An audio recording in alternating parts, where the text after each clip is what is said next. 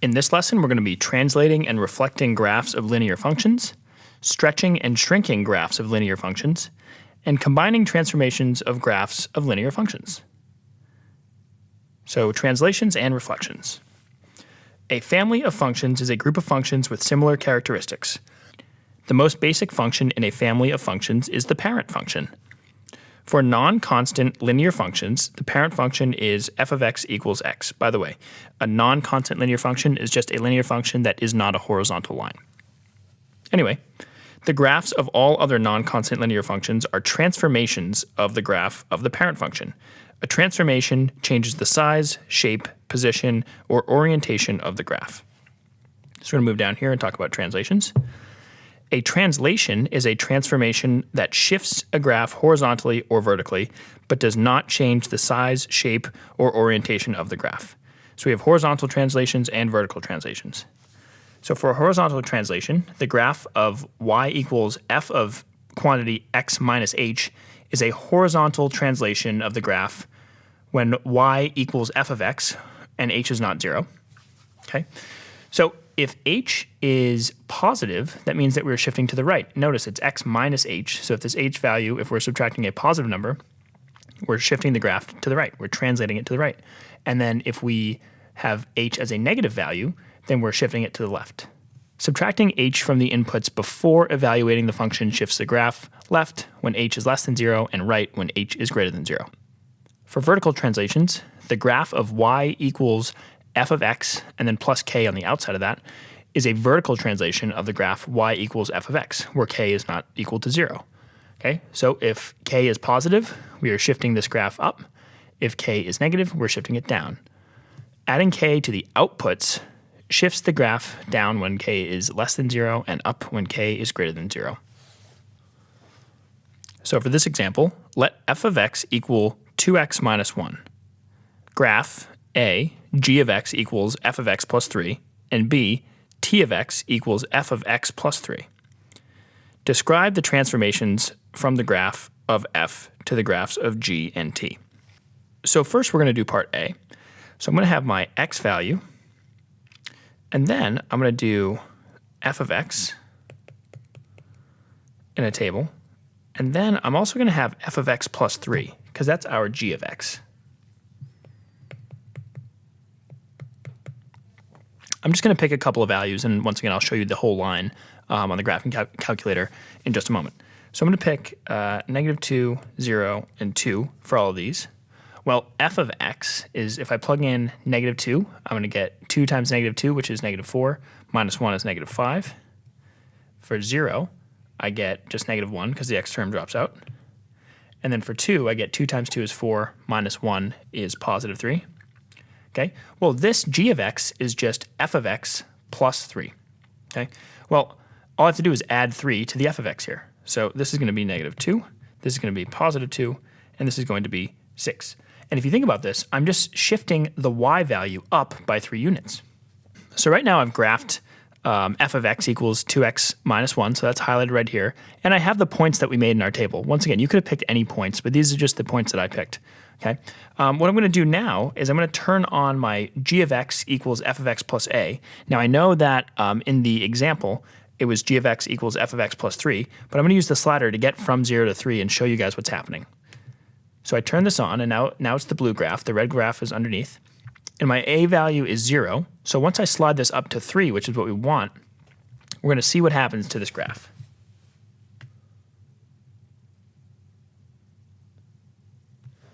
As you can see, the graph shifted vertically. This is called a vertical translation. So the way that I describe this is my g of x is a vertical translation 3 units up from f of x. So now we're done with part A. For part B, I'm going to make another table, but this time it's going to look a little different. So I'm going to have my x column. Okay. Now I'm going to have x plus 3, and then I'm going to do f of x plus 3. So I'm going to do my same points, which is -2, 0, and 2. Okay. Well, -2 plus 3 is 1. 0 plus 3 is 3. And then 2 plus 3 is 5. Now I'm going to plug these in because I don't want my x value. I want my x plus 3 inside this function. Okay, so now I'm going to plug in 1 for x. So if you go back over here, this is 2 times 1, and then that's 2, minus 1, which is going to give me 1 as my output. And then for when x equals 0, x plus 3 is 3. And then for my next point, I'm going to have 3 as my x plus 3 when x is 0. Okay, so that is going to give me 2 times 3, which is 6, minus 1 is 5. And then for my last one, when x is 2, x plus 3 is 5. Okay, so I'm going to plug in 5. So I get 2 times 5, which is 10, minus 1 is 9. Okay, so for x plus 3, these are my output points. So now I'm going to show what happens when we take our original line, which here are our x values, here are our y values right here, and then what happens when we have this plus 3 on the inside of our function. Okay, so now I have our original line with those same points that we had. And if you notice, I have f of x minus a. And we want to turn this into f of x plus 3. So the way that we're going to get plus here is a bit odd, but we're really going to just do minus negative 3. Okay, because if I change this a value, if I slid it over to positive 3, right here, we see that it moves to the right. But this would be x minus 3. So I actually want to go back to 0 for now. And then to get to x plus 3, I want to get this to negative 3, so I'm going to move this to the left. And you see as I'm moving it to the left, here we go. If I move it to the left, I'm shifting this graph to the left. Okay, so I'm going to go back to my table right here, and I just want to see if my x and then f of x plus 3 pairs are on this line after I shifted it. And so I'm looking for the points negative 2, 1, 0, 5, and 2, 9. So I actually have a table here. I'm going to turn these red points off. And then this table below has the points that I just listed. And I turn them on, and I notice that these are on my graph. They're on my new graph. If I slide this away, they're not on the new graph anymore. But if I slide it back to negative 3, aka f of x plus 3 in parentheses, the points that we are looking for are on our graph. So anyway, this is a horizontal translation, and now we're done. A reflection is a transformation that flips a graph over a line called the line of reflection. Reflection in the x-axis. The graph of y equals negative f of x is a reflection in the x-axis of the graph of y equals f of x. Okay, if you see here, the black line is y equals f of x, and then the red line is y equals negative f of x, and the x-axis is a mirror, or acting like a mirror, and all of these points on the black line are just going to be the opposite on the red line for the same x value. Okay, so notice that although this is a reflection in the x-axis, this is a vertical change. I'm changing vertically. I'm going up and down, or in this case, I'm going from down to up, below the x-axis to above the x-axis. Okay, now reflection in the y-axis, we have the graph of y equals f of negative x is a reflection in the y-axis of the graph of y equals f of x. So in this case, the black line, once again, is y equals f of x, but this time I have y equals f of negative x for the red line. This is going to be a horizontal change, okay? So all the black lines points right here, okay, they're going to get reflected in the y-axis, so the y-axis is acting as the mirror. So for the same y value, I'm just going to get the opposite x value. So let's say I pick this point, the opposite x value will be over here on this line. Okay, so notice that the change inside the function means a horizontal change, right? Because I'm going from this side over here to this side, left to right. And then the change outside the function means a vertical change, okay? If you remember when we were talking about translations in the last example, that's the same thing. Adding a number outside of the function is a vertical translation. Adding a number inside the function is a horizontal translation. Let f of x equal 1/2 x plus 1. Part A, graph g of x equals negative f of x. And part B, graph t of x equals f of negative x. Describe the transformations from the graph of f to the graphs of t. So I'm going to make a table of values. So I have, for part A, we'll do that first. I have x, and then I have f of x. Then I have negative f of x, because that's g of x. Well, I'll just pick a few values, -2, 0, and 2 again. Okay. Well, if I plug in -2 here, I get half of -2 is -1. -1 plus 1 is 0. Okay. Well, the opposite of 0, all I have to do is just take the opposite of this. The opposite of 0 is 0. In this case, I'll do 0. So I plug in 0 here. I get 1/2 of 0 is 0, and then plus 1 is 1. But the opposite of 1 is -1. And then here, I get 1/2 of 2 is 1. 1 plus 1 is 2. Then the opposite of 2 is -2. So right now I have my f of x graph in red, and then I have g of x is just equal to f of x. Okay, and then I just have a point here to show you what's happening. So anyway, what I want to do to make this g of x the same g of x in our problem is just make this negative on the outside. And watch what happens. Now all of my x values stay the same, but all my y values, we take the opposite of that. So if you see that the point up here, I'll delete the negative right here. This point is going to hop down over here. So if I hit negative, now it's just the same distance from the x-axis, but now it's negative here. And then if we look at the other side, I'll pick a negative number. Maybe I'll pick this point right here, -6, 2. So I'll do that for a -6 right there, -6, 2. Once I make this negative, we expect this to, instead of being 2 down from the x-axis, it's going to go 2 up from the x-axis. So I'm going to hit negative sign again. So I just reflected this in the x-axis, and that's a vertical change. Okay. For part B, I'm going to make another table. This time I'm going to have x, and then I'm going to have negative x in the input, and then f of negative x on the output. So I'll use my same x values, -2, 0, and 2. Okay. Well, now I'm just going to take the opposites. This is going to be +2, 0, and -2. Okay. And now I want to plug these in to find my transformed graph, f of negative x, which is really t of x. So now I want to plug in this column into f of x to figure out what this column is. So I'll plug in 2. 2 times 1/2 is 1, plus 1. Well, that's going to be 2. I'll plug 0 in here, so this whole term drops out, and I just get 1 left. And then over here I have -2, so -2 times 1/2 is -1, plus 1 is 0. So now we're going to look at the graph. So right now I have the graph of f of x equals 1/2 x plus 1.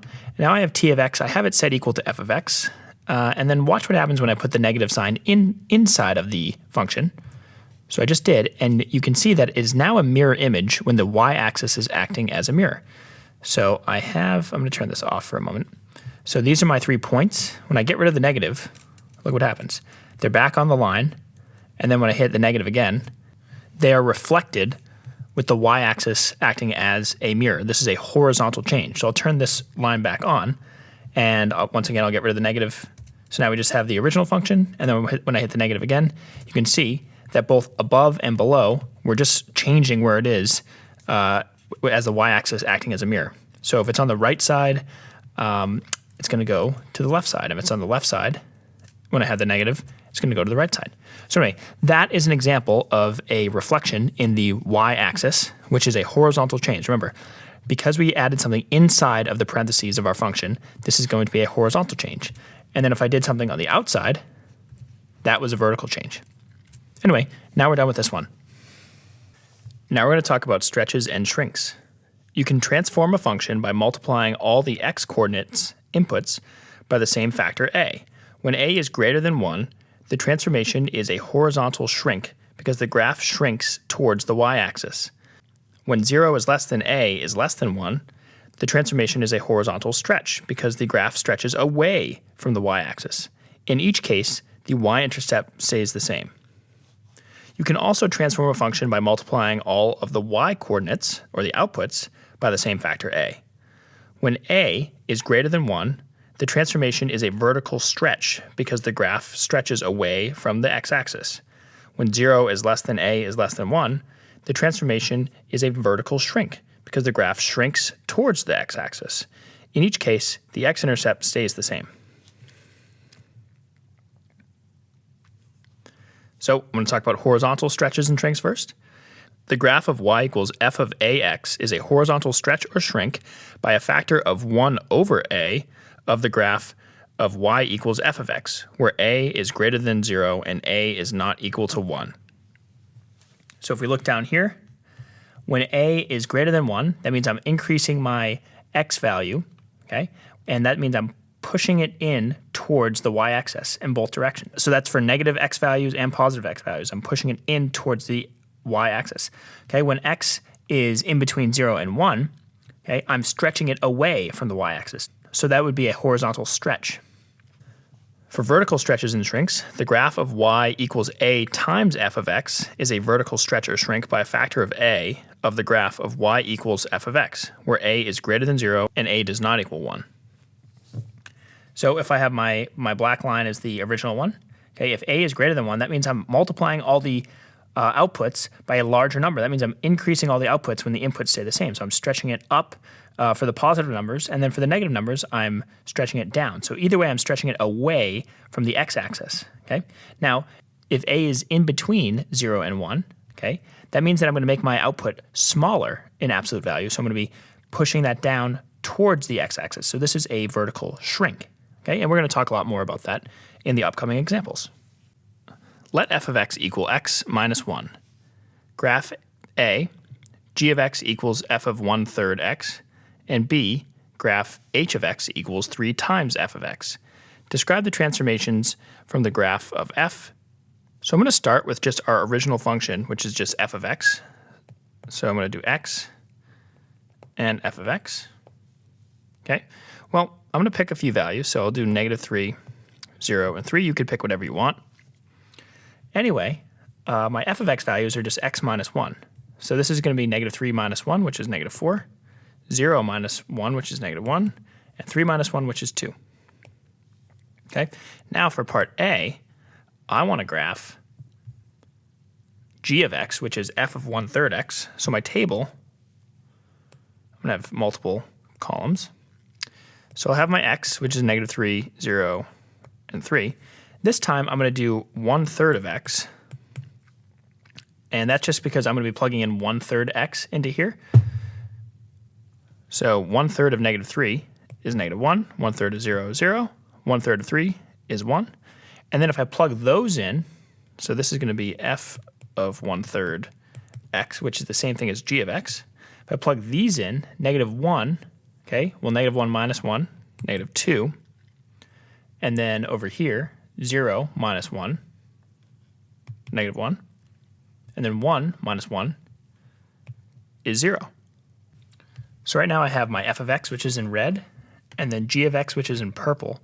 But if you see, I have a over 3, and then my a value is 3. So this is really just the same as f of x, and you can see it's the same line. And what I'm going to do is I'm going to bring this from 3 to 1 because I want my g of x to be f of 1/3 x. Okay, so I'm going to turn these points on. These are the points of the original function. Okay, so I'm going to turn this g of x on, and then I'm going to turn my other points on. And watch as this point is going to move over here. Okay, now the blue point's going to stay in the same spot, but that's what's happening to the graph. So I'm going to move this down, and you can see that as I stretch this out, for this y value of 2, I'm moving the x value from 3 to 9. And then the 0 stays the same, okay? But then for this value, I'm moving from -3 all the way to -9, okay? So I'm stretching this away. You can imagine I'm pulling the purple graph away from the y-axis. So this is a horizontal stretch right here with a scale factor of 3. Because if we look back here, I have 1/3 inside the function. And if you remember, you just take 1 divided by the number that's being multiplied by x on the inside, and that's our scale factor. Well, 1 divided by 1/3 is the same thing as 1 times 3. So that is my scale factor. It's 3. Anyway, we're done with part A. For part B, now I want to do h of x equals 3 times f of x. So I'm actually just going to add to this table. So I'm going to add another column, and this is going to be 3 f of x. Well, all I got to do is multiply these by 3.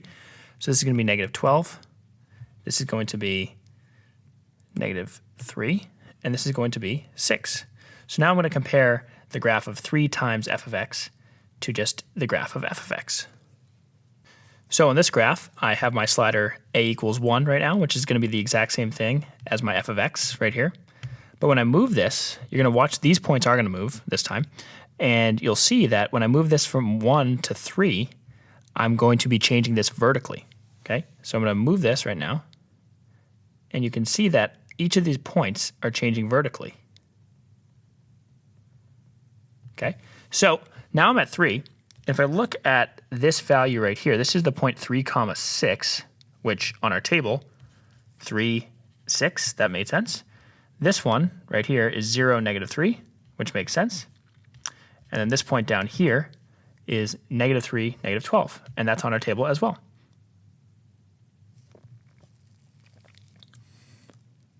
If we notice, the one point that doesn't change this time is the point on the x-axis, the x-intercept, 1 comma 0. That stays the same. And then everything else is pulled away from this x-axis. So this is a vertical stretch because I'm stretching this away. My positive values for f of x increase, and my negative values for f of x decrease. So I'm stretching it away from this x-axis. Let f of x equal x plus 2. Graph for part A, g of x equals f of 4x, and B graph h of x equals 1/4 times f of x. Describe the transformations from the graph of f to the graphs of g and h. All right, so first I'm going to make a table for f of x. So do x and f of x. So I'm going to pick my values, negative 4, 0, and 4. And for f of x, I'm just going to add 2. So this is going to be negative 2. This is going to be 2. And this is going to be 6.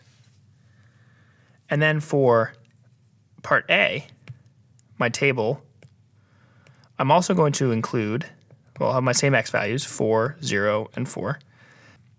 Then I'm going to put 4x. And then I'm going to put f of 4x. Okay, well, all I got to do is multiply my x value by 4 right here. So this is going to be negative 16, 0, and 16.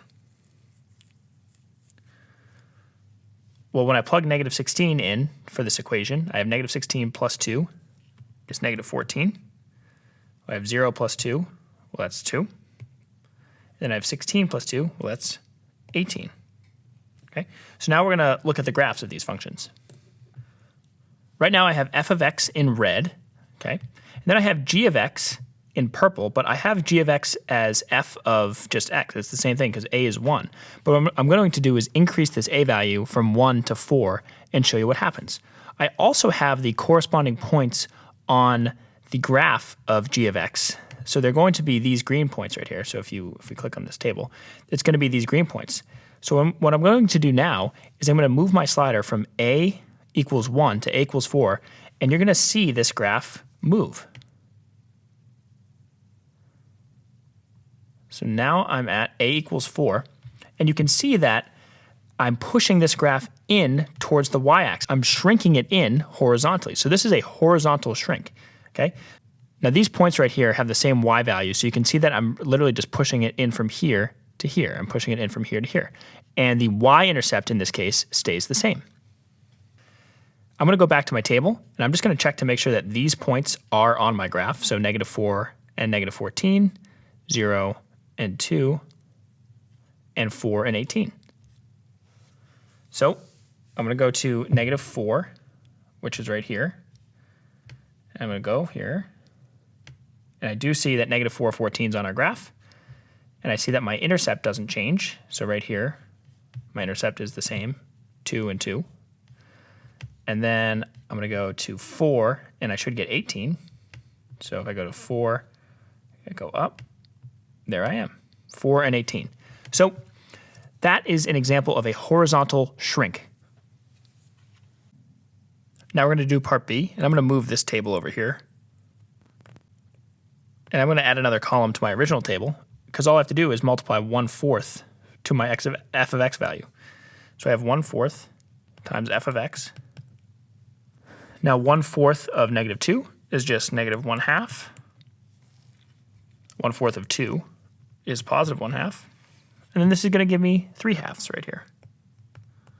So now I'm going to graph these. So we already have our graph of f of x, and now I'm going to graph 1/4 f of x. So right now I have my f of x graph in red, and I'm going to turn on my purple graph, which is h of x.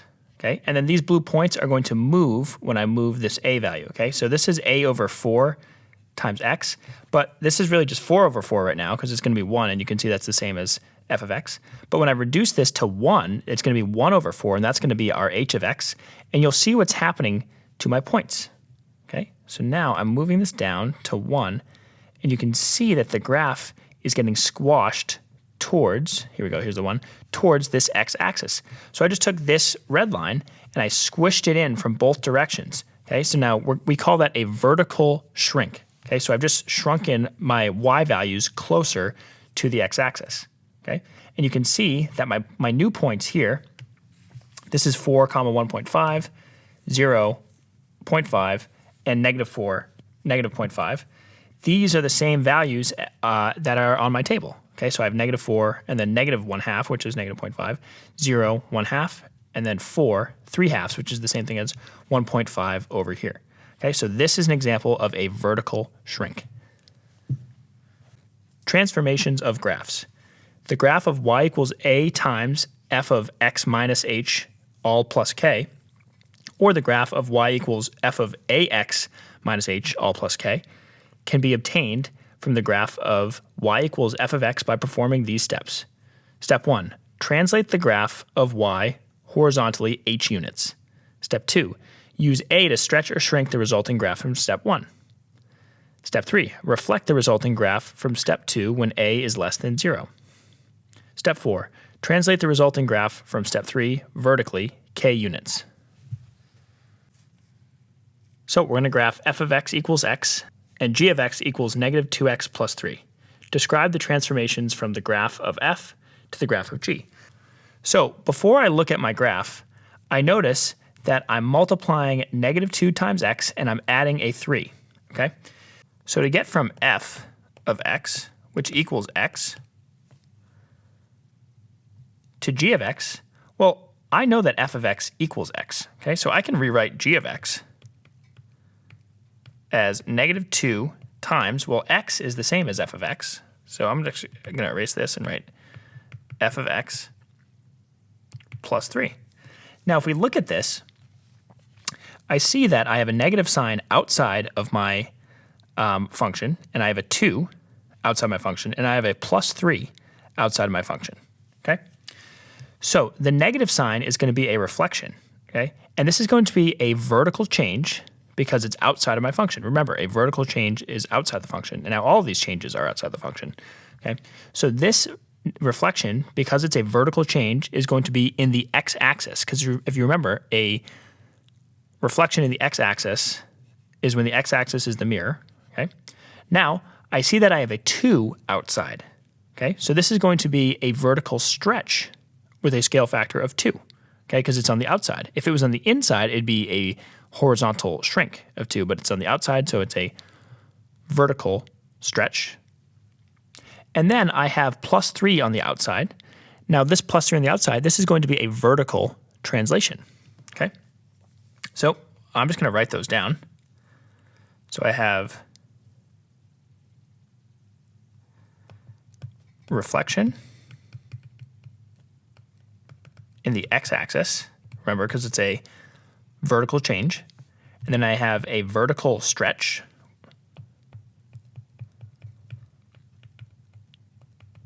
with a factor of 2.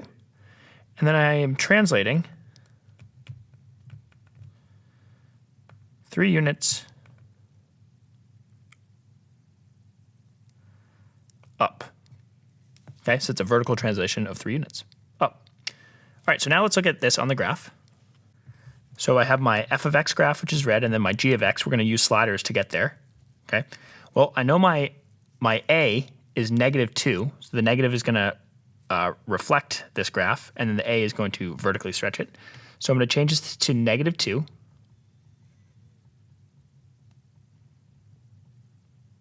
Here we go. So we can see that it's reflected and it's stretched up by a factor of 2. And then I'm going to make this k up to 3. And I just raised this vertically by 3. So now we have successfully transformed the graph of f of x to g of x. And these right here are how we did it. We reflected, we vertically stretched, and then we translated 3 units up. And now we're done with this one. A cable company charges customers $60 per month for its service with no installation fee. The cost to a customer is represented by C of m equals 60m, where m is the number of months of service. To attract new customers, the cable company reduces the monthly fee to $30, but adds on an installation fee of $45. The cost to a new customer is represented by R of m equals 30m plus 45, where m is the number of months of service. Describe the transformations from the graph of C to the graph of R. So I'm going to write down my function, C of m equals 60m, and then I know that